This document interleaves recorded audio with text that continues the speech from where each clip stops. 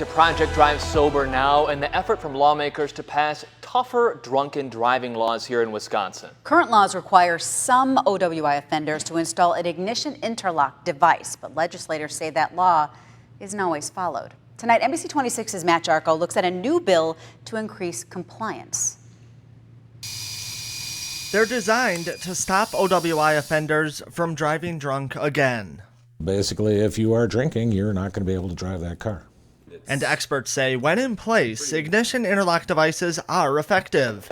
Since 2006, Mothers Against Drunk Driving said interlocks have stopped more than 300,000 attempts to drive drunk.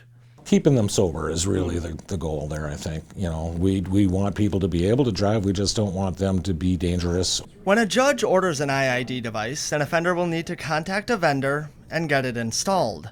That vendor then tells the state, and then an offender can get a license. But the system isn't perfect, and OWI offenders are still finding ways to get behind the wheel. I imagine that they could, sure. Senator Van Wangard said since 2010, just 45% of drunken drivers ordered to install an IID device actually did so.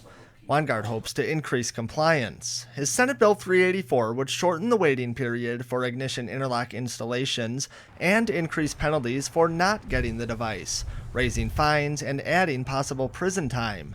Those penalties would also apply to cases where ignition interlock devices are tampered with.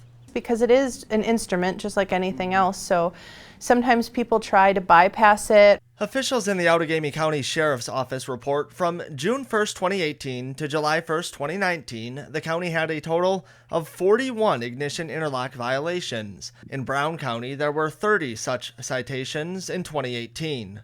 We want law enforcement to know what an ignition interlock does that might indicate that there's a problem behind the wheel. The state educates law enforcement on what to look for when IIDs are tampered with. They hope educating the public will raise compliance. We have seen, I think, a general reduction in OWI cases statewide, so I think it's having an impact. Matt Jarko, NBC 26.